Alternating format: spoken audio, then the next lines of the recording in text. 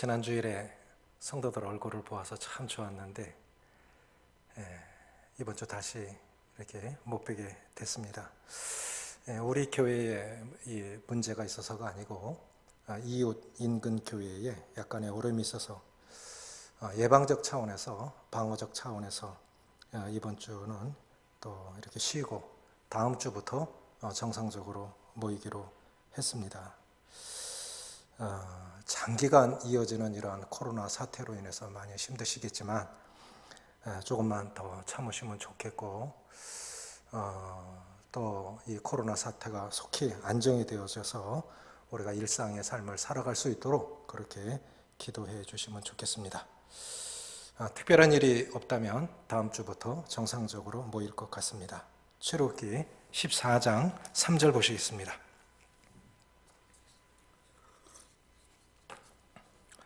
출애굽기 14장 3절입니다. 같이 읽겠습니다. 바로가 이스라엘 자손에 대하여 말하기를 그들이 그 땅에서 멀리 떠나 광야에 갇힌 바 되었다 하리라. 갇힌 인생, 열린 인생이라는 제목으로 말씀을 드리기를 원합니다. 동일한 상황을 바라보는 두 지도자의 관점에 따라 두 민족의 운명이 갈렸습니다. 애굽왕 바로의 관점에서 볼 때는 이스라엘 백성은 광야에 갇혔다고 보았습니다. 또 이스라엘 지도자인 모세의 관점에서 보면 하나님이 길을 여실 것이라고 믿었습니다. 결국 두 지도자가 동일한 상황을 바라본 관점의 차이에 따라 두 민족의 운명이 갈렸습니다. 하나님은 이스라엘 백성들이 걱정하고 두려워하는 이 두 문제, 애굽 사람들, 지난날 자신의 주인으로 자신들을 종살이 시켰던 애굽 사람들과 또 앞에 가로막혀 있는 홍해바다 두 문제를 한 번에 해결해 주셨습니다. 어떻게 하면 이 닫힌 인생이 열린 인생이 될 수 있을까요? 이 장기화되면서 이것이 우리만의 문제가 아니고 전 세계의 문제가 되었는데 아이들이 학교를 가지 못하니 부모도 아이들도 다 집에 갇혔습니다. 공장이 문을 닫고 가게들이 문을 닫히니 돈줄이 막혔습니다. 갇히고 닫힌 이러한 답답한 상태에서 우리는 어떻게 기도해야 될까요? 어떻게 하면 이 닫힌 인생이 열린 인생으로 변할 수 있겠습니까? 첫째, 간절히 부르짖으라 하는 것입니다. 10절에 바로가 가까이 올 때 이스라엘 자손이 눈을 들어본즉 애굽 사람들이 자기들 뒤에 이른지라 이스라엘 자손이 심히 두려워하여 여호와께 부르짖고 출애굽 고센 땅에서 출발할 당시에 적어도 이제 10번째 재앙, 죽음의 재앙 후에 이스라엘 백성들이 이제 갑자기 이제 출발을 하게 됐는데 고센 지역을 출발할 당시만 해도 이스라엘 백성들은 담대하게 나왔습니다. 그러나 어려움을 만나기 전까지는 우리의 신앙은 언제 검증될 수 있을까요? 어려움이 없으면, 고난이 없으면 다들 신앙생활 잘 하는 것처럼 보입니다. 다 승리자처럼 보입니다. 그 사람이 얼마나 성숙한지, 그 사람이 얼마나 영적인 사람인지, 얼마나 사랑이 많은지, 또 얼마나 그 사람의 마음이 넓은지 고난을 닥쳐봐야 압니다. 평범한 일상의 상황 가운데서는 그 사람이 어떤 사람인지 잘 모릅니다. 그러나 어려움이 닥쳐보면, 고난이 닥쳐보면 그 사람이 어떠함이 바로 이렇게 드러나는 것 같습니다. 닫힌 인생이 3절에 보면 그들이 광야에 갇혔다 했죠. 지금 너무너무 어려운 상황에 와 있지만 이런 갇힌 것 같은 닫힌 인생에서 열린 인생이 되는 첫 번째 비결은 부르짖는 것입니다. 미국의 아시아 쪽에서 일어나는 것을 태풍이라고 부르고 중남미나 이런 쪽에서 일어나는 것을 허리케인이라고 부릅니다. 미국의 허리케인이나 토네이도 자주 일어나는데 허리케인이 어느 지방을 휩쓸어서 한 농부가 평생에 일군 농작물과 축사까지 다 무너지고 날아갔습니다. 피난해 있다가 돌아와 보니 모든 것이 평생 일군 모든 것들이 다 날아가 버리고 없습니다. 망연자실해서 정신이 나가서 멍하니 앉아서 살 희망이 없는 그 순간에 무너진 축사에서 수탉 한 마리가 올라오는데, 수탉의 품위는 벼슬에 있지요. 그 빨간 벼슬. 벼슬이 찢어지고 날개가 찢어지고 다쳐갖고 쩔룩거리면서 그 수탉이 먼동이 터오는 아침에, 그 만신창이가 된 몸으로 먼동이 터오는 아침에 무너진 담 위에 올라가서 그 닭이 꺾이요 하고 울더라는 것입니다. 그래서 이 사람이 살 소망을 잃고 이렇게 살아서 뭐하다 하겠나.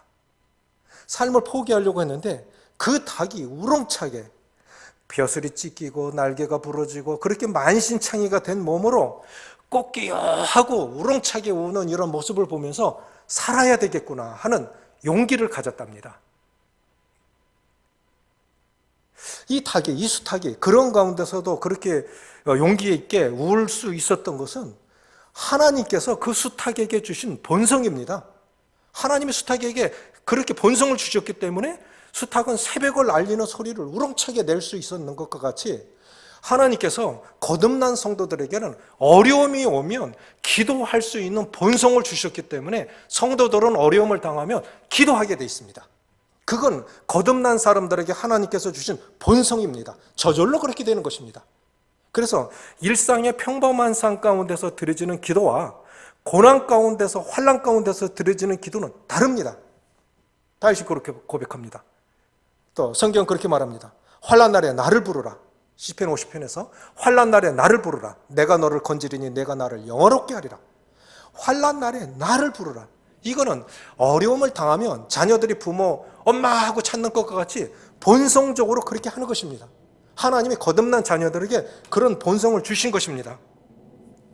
그래서 그 농부가 용기를 가졌던 것과 같이 우리에게도 어려움에 닥쳤을 때 다친 것 같은 인생, 막힌 것 같은 인생, 이런 인생 가운데서 그 다친 인생이 열린 인생으로 변할 수 있는 이 비결은 어려움을 당했을 때 부르짖는 것입니다. 믿는 성도들에게 주신 축복 중에 하나가 무엇입니까? 기도할 수 있는 특권입니다. 주님이 우리에게 그런 특권을 주셨습니다. 요한복음 16장 24절에서 지금까지는 너희가 내 이름으로 아무것도 구하지 아니하였으나 구하라. 그러면 받으리니 너희 기쁨이 충만하리라. 왜 기도하라고 하는 것입니까? 우리의 기쁨을 위해서, 그것이 결국 하나님의 영광이 되게 하기 위해서 기도하라고 하는 것입니다. 시편 34편 6절에 다윗이 이 곤고한 자가 부르짖음에 여호와께서 들으셨도다. 어떤 사람에게 곤고한 것은 궁핍일 수 있습니다. 어떤 사람에게 곤고한 것은 질병일 수 있습니다. 정말 안 떠나갑니다. 어떤 병이든지 정말 아프고 힘듭니다. 어떤 사람에게 이 궁핍은 불화일 수도 있습니다. 그러나 이 곤고한 자가 부르짖음에 여호와께서 들으시고 구하셨도다. 부르짖으십시오. 무엇을 놓고 간절히 부르짖어야 되겠습니까? 국가와 민족의 안녕을 위해서 부르짖으시기 바랍니다. 가족들의 영혼 구원을 위해서 부르짖으시기 바랍니다. 공장이 섰습니다. 가게들이 문을 닫습니다. 취업의 문이 닫혔습니다. 이 문이 열릴 수 있도록 기도해 주시고, 또 우리 자라나는 자녀들의 진학을 위해서, 결혼을 위해서, 또 아픈 분들의 건강 회복을 위해서, 또 태가 다친 우리 결혼한 자매들의 태가 열려서 잉태할 수 있는 힘을 주시기를, 또 영성 회복과 교회 부흥을 위해서도 기도해 주시면 좋겠습니다. 삼손이 나귀턱뼈 하나로 1000명을 죽였습니다. 이제 이 상대의 칼에 의해서 죽는 것이 아니라 너무 기진맥진해서 이제 물을 먹지 못하면 죽을 지경에 이르렀을 때 삼손이 하나님께 부르짖었습니다. 그랬을 때 하나님께서 반석을 터치셔서 물을 주셨는데 그것이 에낙고레입니다. 에낙고레라고 하는 것은 부르짖는 자의 샘. 우리가 부르짖으면 하나님은 그 반석을 여셔서 은혜를 주십니다. 욥이 이유를 모르는 고난 가운데서 부르짖으셨을 때 하나님께서 모든 것을 회복받는 축복을 주셨습니다. 요나가 물고기 뱃속에서 얼마나 힘들었겠습니까? 부르짖었을 때 소명이 회복받게 하시고 그를 구원해 주셨습니다. 예레미야, 망해가는 나라를 위해서 기도하고 부르짖었을 때 그 나라의 희망을 보여주셨습니다. 이를 행하시는 여호와, 그것을 지어 성취하시는 여호와, 그 이름을 여호와라 하는 이가 가라사대 너희는 내게 부르짖으라. 그러면 내가 알지 못하는 크고 비밀한 일을 내게 보이리라. 부르짖으면 장래에 되어질 일들을, 비전을 보여주시고 꿈을 보여주십니다. 하나님께서 성경에 이렇게 말씀하고 계십니다. 잠언 8장 17절에 나를 사랑하는 자들이 나의 사랑을 입으며 나를 간절히 찾는 자가 나를 만나리라. 나를 사랑하는 자들이 나의 사랑을 입으며 나를 간절히 찾는 자가 나를 만나리라. 부르짖으면서 두드리면 열린다고 주님 말씀하고 계십니다. 또 주님이 이렇게 말씀하셨습니다. 하물며 하나님께서 그 밤낮 부르짖는 택하신 자들의 원한을 풀어주시지 아니하겠느냐? 저희에게 오래 참으시겠느냐? 육신의 부모도 자녀에게 좋은 것을 줄 줄 알거든 하늘에 계신 너희 천부께서 구하는 자에게 좋은 것을 주시지 않겠느냐? 부르짖으십시오. 닫힌 인생, 열린 인생이 되려면 부르짖으십시오. 나를 어렵게 하고 답답하게 하는 그 문제를 놓고 부르짖으시면 하나님의 은혜를 주실 줄을 믿습니다. 두 번째, 하나님이 역사하시도록 기다리십시오. 13절, 14절입니다. 출애굽기 14장 13절, 14절. 모세가 백성에게 이르되 너희는 두려워하지 말고 가만히 서서 여호와께서 오늘 너희를 위하여 행하시는 구원을 보라. 너희가 오늘 본 애굽 사람을 영원히 다시 보지 아니하리라. 여호와께서 너희를 위하여 싸우시리니 너희는 가만히 있을지니라. 하나님은 기다림을 통해서 길을 열어주십니다. 하나님의 약속은 언제나 끝까지 기다릴 줄 아는 사람을 통해서 성취하십니다. 그런데 우리는 왜 기다리면서 힘들어하는 것일까요? 왜 기다리면서 고통스러워하는 것일까요? 우리가 왜 끝까지 기다리지 못하는 것일까요? 그것은 기다리는 가운데 조용히 일하시는 하나님이 보이지 않기 때문입니다. 욥기 23편에 보면 그런데 내가 앞으로 가도 그가 아니 계시고 뒤로 물러가도 그가 보이지 아니하며 왼편으로 가도 주님이 보이지 아니하고 오른편으로 가도 주님이 보이지 않는다. 기도했습니다. 기다렸습니다. 그런데 주님이 하시는 것이 안 보이는 거예요. 그러니까 힘든 거예요. 우리 눈에 안 보여도 주님은 일하고 계십니다. 근육은 하루아침에 만들어지지 않습니다. 영적인 근육도 마찬가지입니다. 이것이 하나님께서 속히 응답하시지 않는 이유입니다. 왜냐하면 고통스러운 인내의 과정을 통해서만 하나님 의지하는 법을 배울 수 있고 또 성숙에 이를 수 있기 때문입니다. 야고보서도 그렇게 말씀하고 계십니다. 너희가 여러 가지 시험을 당하거든 기쁘게 여기라. 이는 너희를 온전하고 구비하여 조금도 부족함이 없게 하려 함이라. 사도 바울도 그렇게 고백하고 있습니다. 살 소망까지 끊어진 것은 하나님만 의지하는 법을 배우게 하기 위해서 살 소망까지 끊어지게 했다. 속히 기도했습니다. 분명히 오래도록 기도했고 간절히 기도했는데 또 기다렸는데 응답이 안 옵니다. 그럼 왜 그런 것일까요? 고통스러운 인내의 과정을 통해서 전적으로 하나님만 의지하는 법을 배우게 하시고 성숙에 이르게 하기 위해서 오래 기다리도록 하신다고 믿습니다. 인내의 시간이 쓰임의 길이를 결정합니다. 하나님은 모세를 80년간 기다리셨습니다. 한국 사람들은 참 급한 사람들이죠. 외국 사람들은 우리는 빨리빨리 달라 하는데 외국 사람들은 천천히 해주세요, 맛있게 해주세요 그런답니다. 뜸들여야 밥도 맛있는 것과 같이 오래 기다리는 가운데 하나님께서 놀라운 축복을 주시리라고 그렇게 믿습니다. 기다림 그 자체는 고통스러운 일입니다. 우리가 기도했던 일들이 지루하게, 응답이 되어지지 않고 지루하게 되어질 때 우리는 낭망하고 원망할 수 있습니다. 애굽 병거가 지척에 와 있습니다. 홍해 바다가 앞에 가로막혀 있습니다. 얼마나 답답했겠습니까? 속이 타들어가지 않았겠습니까? 기도했으면 하나님이 역사하시도록 기다리십시오. 하나님은 기다리는 사람에게 가장 좋은 것을 주십니다. 주목해야 할 사실은 하나님은 순식간에 홍해바다를 열어주시지 않았다고 하는 것입니다. 이것이 우리가 인내해야 할 이유입니다. 이스라엘 백성들은 홍해바다 바닥이 드러날 때까지 기다려야 했습니다. 저는 그렇게 생각합니다.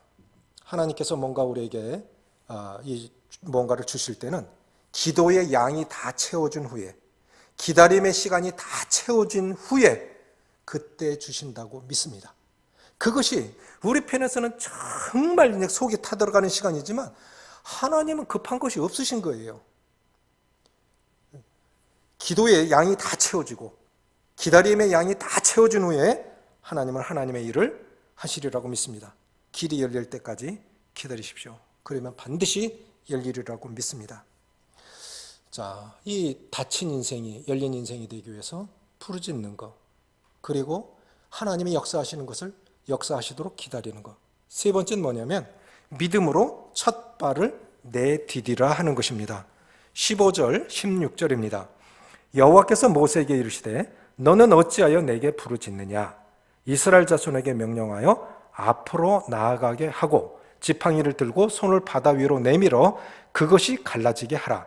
이스라엘 자손이 바다 가운데서 마른 땅으로 행하리라. 살다 보면 기도밖에 할 수 없는 상황에 이를 때도 있고, 기도하면서 기도만 해서는 안 되는 뭔가 찾아보고 두드려보고 행동해야만 하는 때도 있습니다. 두 가지가 다 경우마다 다르고 형평마다 맞는 것 같지만 저는 그렇게 생각합니다. 기도했으면, 하나님이 역사하시도록 기다렸으면 이제는 믿음으로 첫 발을 내디뎌야 한다고 그렇게 생각이 되집니다. 히브리서 11장에서는 이 이스라엘 민족이 믿음으로 이스라엘 백성들을 홍해를 건넜고 애굽 사람들은 하나님을 시험하다가 물에 빠져 죽었다고 했습니다.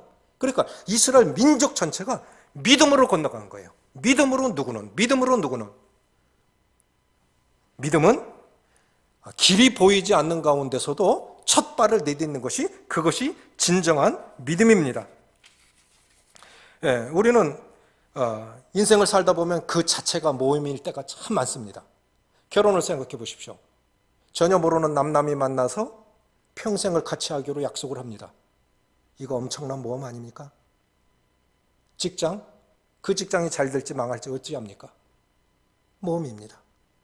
우리 믿음의 결단, 우리 영혼을 걸고 영혼을 담보로 믿은 이 믿음, 소망이 없다면, 부활이 없다면 이 세상에서 가장 불쌍한 자들이 우리 믿는 사람들인데, 이 영혼을 담보로 믿는 믿음의 결단, 모험입니다. 어떤 모험은 축복으로 기억이 되고 어떤 모험은 슬픈 고통의 기억으로 남을 수도 있습니다. 중요한 것은 우리 생이 아직 끝나지 않았다고 하는 것입니다. 우리 생이 끝나지 않았다고 하는 것은 아직도 모험의 기회가, 믿음으로 모험할, 믿음으로 결단하고 도전할 기회가 아직 남아있다고 하는 뜻입니다. 그렇다고 하면 앞으로 이 미래의 길을 열기 위해서 어떻게 해야 되겠습니까? 기적을 경험하기 위해서 배 밖으로 나가는 모험이 필요합니다. 배 밖으로 한 발 내딛는 용기의 결단이 필요합니다. 아무것도 시도하지 않는 사람은 실패하지는 않겠지만 하나님의 놀라운 기적을 경험할 수 없을 것입니다. 배 밖으로 나가면 위험합니다. 그러나 배 안에도 위험합니다. 아무것도 시도하지 않아도 인생은 위험한 것입니다. 그러나 시도한 사람은 그래도 시도를 해봤기 때문에 하나님을 경험할 수 있습니다. 오늘날 많은 사람들이, 많은 교회들이 구두기 무서워서 장 못 담그는 것처럼 변화해야 할 때 변화하지 못함으로 도태되는 경우도 많습니다. 도전의 기회가 왔을 때, 또 변화의 이 결단이 필요할 때 변화되지 않으면 도태될 수도 있습니다. 최악의 실패는 모험으로 인해서 실패하는 것이 가장 이 최악의 실패가 아니라 아무것도 시도해 보려 하지 않는, 모험해 보려 하지 않는 것이 가장 불행한 실패라고 믿습니다. 시도해봐. 뭔가 이렇게 세상에 변화를 가져온 사람들은 다 실패를 통해서 시도해본 사람들입니다. 진정한 믿음은 믿기 때문에 아무것도 하지 않는 것이 아니라 믿기 때문에 무언가를 시도하는 사람들입니다. 모세 부모의 믿음을 보십시오. 모세가 준수한 아이임을 보고 석 달 동안 숨겨 키웠습니다. 딸아이 울음소리하고 아들 목소리 다르죠. 3살 정도 됐으면 소리가 꽤 컸을 텐데 발각이 되면 모세뿐만 아니라 유대민족 자체가 위험해질 수도 있습니다. 그 모험을 감수하고 3달 동안 숨겨 키우고 더 이상 숨길 수 없을 지경이 되니까 갈대 상자에다 안팎으로 역청을 칠해서 아이를 담고 나일 강가 갈대 숲에 뛰어보냅니다. 하나님의 은혜에 맡기고 거기서 끝까지 포기하지 않고 자신이 할 것을 믿음으로 행했을 때 하나님께서 그 시각에 바로의 공주 목욕하러 내려와서 그 아이가 오는 걸 보고 불쌍히 여겨서 양아들로 삼습니다. 그것이 모세 부모의 믿음입니다. 믿음이라는 것은 진정한 믿음이라는 것은 길이 보이지 않아도 믿음으로 한 발을 내딛는 것이고 믿기 때문에 아무것도 하지 않는 것이 아니라 믿기 때문에 최선을 다하는 것이 그것이 진정한 믿음입니다. 우리 찬송가에 545장에 이 눈에 아무 증거 아니 보여도 이 찬송이 있습니다. 우리가 즐겨하고 참 좋아하는 찬송이죠. 이 눈에 아무 증거 아니 보여도 믿음만을 가지고서 늘 걸으며 이 귀에 아무 소리 아니 들려도 하나님의 약속 위에 서리라. 걸어가세 믿음만을 가지고. 이 찬송은 미국 목사님, 커싱 목사님이라는 분이 1800년대에 작사하신 것인데 부인이 세상을 떠나고 난 후에 그 충격으로 반신불수가 되었답니다. 덮친격으로 거기에다가 목에도 큰 병이 와서 더 이상 말할 수 없는 지경에 이르렀답니다. 그래서 강단을 떠났습니다. 아내 죽었지요. 반신불구됐지요. 말 못하지요. 이런 불행이 어디 있습니까? 그런데 이 커싱 목사님이 어떻게 말을 했냐면 하나님이 이걸 막으셨으면 다른 일 하게 하시겠지 해서 찾아낸 게 찬송시를 쓰기 시작한 거예요. 그래서 주옥 같은 300편의 찬송시를 쓰게 되는데 우리 찬송가에도 많습니다. 이 눈에 아무 증거 아니 보여도 또 419장에 주 날개 및 내가 편히 거하네. 이것도 커싱 목사님이 지은 것입니다. 주님이 이 문을 막으시면 저 문 열어주실 것입니다. 주님이 이 길을 막으시면 저 길 열어주실 것입니다. 믿음의 사람들은 이거 막혔다고 포기하는 것이 아니라 이 문 막으셨으면 다 저 문 열어주신다는 것을 믿고 아무것도 보이지 않아도 믿음으로 한 발자국 내딛는 사람들입니다. 그 사람들에 의해서 역사가 이루어졌습니다. 아브라함은 갈 바를 알지 못하고 갔다고 했습니다. 내 고향 친척 아비 집을 떠나라고만 그랬지 어디로 가라고 지도도 안 보여주시고 정확하게 구체적으로 보여주신 게 없습니다. 그래도 떠난 거예요. 갈 바를 알지 못하고 떠난 겁니다.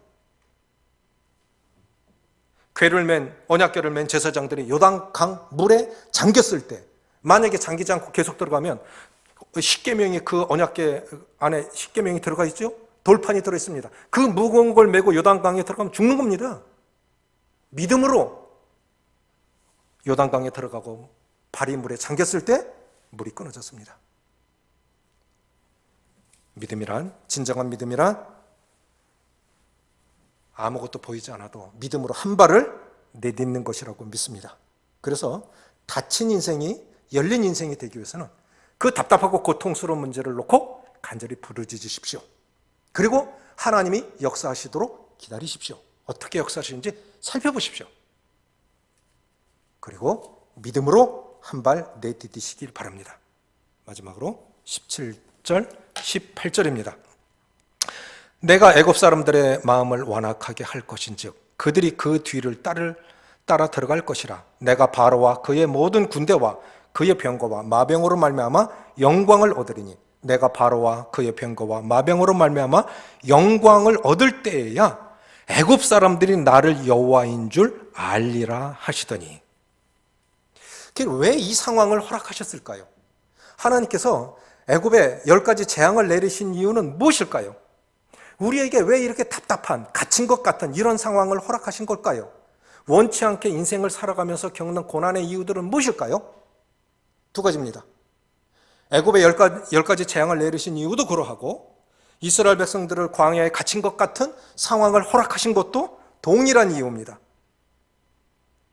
출애굽의 진정한 목적은 이방인들에게도 여호와 하나님이 어떠하신 하나님인 줄을 알게 하기 위해서 허락하셨다고 했습니다. 출애굽기 7장 3절로 5절 보면 내가 바로의 마음을 완악하게 하여 내 표징과 내 이적을 애굽 땅에서 많이 행할 것이니 바로가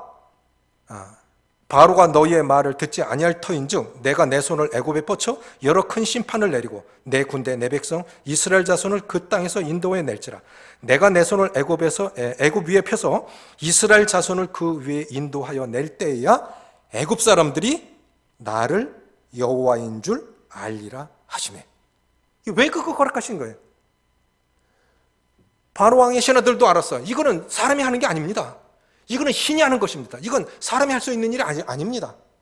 그래서 그리스도인들이 겪는 고난, 물론 첫째로는 하나님의 자녀들이 내 하나님은 어떠한 하나님이신지, 우리 하나님 어떠하신 하나님이신지를 우리가 먼저 경험해야 되지만, 두 번째는 내 하나님을 내 가족들, 믿지 않는 내 가족, 내 이웃들도 알게 하기 위해서 내가 믿는 하나님이 어떤 하나님인 줄 알게 하기 위해서 허락하셨다는 거예요. 이것이 얼마나 큰 은혜입니까? 또 이스라엘 백성들에게도 출애굽기 6장 7절에서 그렇게 말씀하셨습니다. 너희를 내 백성으로 삼고 나는 너희의 하나님이 되리니 나는 애굽 사람의 무거운 짐 밑에서 너희를 빼낸 너희의 하나님 여호와인 줄 너희가 알리라. 그래, 하나님의 백성들 자신들이 먼저 자신들이 믿는 하나님이 어떠하신 하나님인지, 얼마나 능력 있는 하나님이신지, 또 이방인들도 이스라엘의 하나님을 보면서 저들의 하나님. 그래서 이스라엘 백성들 출애굽할 때 수도한 잡족들이 따라 나왔다 했지요. 그들이 바로 이스라엘 하나님을 경험한 거예요. 그래서 따라 나온 겁니다. 바로의 군대와 홍해 바다에서 몰사하는 것을 지켜본 이스라엘 백성들도 동일한 결론에 이릅니다. 31절입니다. 이스라엘이 여호와께서 애굽 사람들에게 행하신 그 큰 능력을 보았으므로 백성이 여호와를 경외하며 여호와와 그 종 모세를 믿었더라. 왜 허락하신 것입니까? 그걸 통해서 전날에 잊었던 그 하나님, 홍해 바다를 가르신 그 하나님, 닫힌 인생을 열리게 하신 그 하나님, 이스라엘 백성들은 계속해서 홍해 바다를 가르신 하나님을 가장 큰 하나님으로 믿고 그들이 따르게 되는 계기가 됩니다. 구원의 진정한 목적이 무엇이겠습니까? 창세전에 우리를 택하시고 구원하신 목적이 무엇이겠습니까? 에베소서 1장 6절에 보면 그 은혜의 영광을 찬양하게 하기 위해서, 사람을 창조하시는 그 창조 자체가 목적이 아닙니다. 인간을 창조하신 것, 그 창조 자체가 목적이 아닙니다.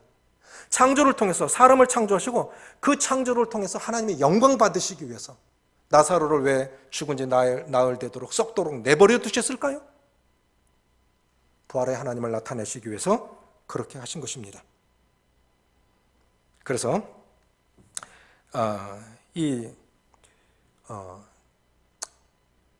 이제 모세가 출애굽해서 홍해바다 건너서 장인 미디안 광야에 가서 장인 이드로를 만납니다. 그리고 장인 이드로에게 자신이 겪었던 모든 것들을 이렇게 말합니다. 출애굽기 18장 8절부터 11절에 보니까 모세가 여호와께서 이스라엘을 위하여 바로와 애굽 사람에게 행하신 모든 일과 길에서 그들이 당한 모든 고난과 여호와께서 그들을 구원하신 일을 다 그 장인에게 말하매 이드로가 여호와께서 이스라엘에게 큰 은혜를 베푸사 애굽 사람의 손에서 구원하심을 기뻐하여 이드로가 이르되 여호와를 찬송하리로다. 너희를 애굽 사람의 손에서와 바로의 손에서 건져내시고 백성을 애굽 사람의 손 아래서 건지셨도다. 이제 내가 알았도다. 여호와는 모든 신보다 크심으로 이스라엘에게 교만하게 행하는 그들을 이기셨도다 하고. 그래서 그리스도인들이, 하나님의 자녀들이 겪는 그 경험들은, 그 이적들은 우리만의 일로 끝나지 않는다는 것입니다. 내가 믿고 내가 섬기는 그 하나님, 내가 먼저 경험한 그 하나님, 그것을 보고 들었던 이웃들, 가족들도 내가 믿는 하나님을 통해서 그들도 하나님을 믿게 하기 위해서, 입으로만이 아니라 내가 경험한 그 삶을 통해서 이웃들도 하나님을 믿도록 하게 하기 위해서, 궁극적으로는 하나님의 영광이 되게 하기 위해서 이 일을 허락하셨다고 하는 것입니다. 코로나 사태도 그런 이유일 것입니다. 그래서 모든 것을 고난을 허락하신 이유, 갇힌 것 같은, 막힌 것 같은 그런 쌍 가운데 답답하고 고통스러운 일들을 허락하신 이유, 궁극적으로는 내 하나님이 어떤 하나님이신지를 알게 하기 위해서. 그래서 상 가운데서 경험한 닫힌 문을 닫힌 인생을 열린 인생으로 바꿔가시는 그 하나님, 그 놀라우신 하나님. 기도하더니 그렇게 됐구나. 자녀가 믿는 하나님은 진짜인 것 같아.